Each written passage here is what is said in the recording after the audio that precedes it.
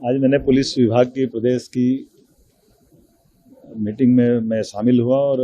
Police की वर्तमान की जो अलग अलग प्रकार की जो गतिविधि चल रही है, जिस प्रकार से वो दक्षता से काम कर रहे हैं, उस पूरे काम को एक नज़र में जैसा कि नया मुखिया बनता तो स्वाभाविक रूप से एक मन में मेरी भी जिज्ञासा थी। मुझे संतोष है कि उनका अपना जो काम है बड़े अच्छे ढंग से हो रहा है और जिस प्रकार की भविष्य की कई चुनौतियां हैं, भविष्य में विकास के कई काम हैं और भी प्रकार से, जैसे थानों की सीमा बदलना या भविष्य में विस्तार के लिए उनके भवन की आवश्यकता, भर्ती की आवश्यकता, पुलिस के जवान से लेकर अधिकारी तक के निजी उनके अपने जीवन की भी कोई कठिनाइयां हैं।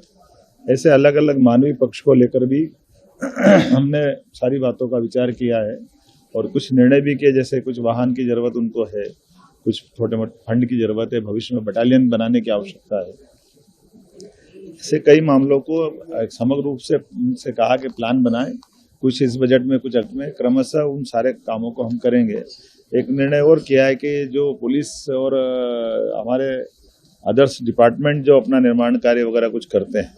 तो पार्किंग की और कई कठिनाइयां होती है, उस दिशा में भी उनकी राय जरूर लेना चाहिए, क्योंकि बड़े जब आयोजन होते हैं या वैसे भी शहर में ट्रैफिक की समस्या आती है तो अल्टीमेटली पुलिस भी बहुत परेशान होती है, जनता भी परेशान होती है। तो मैं समझ सकता हूँ कि और इसके अलावा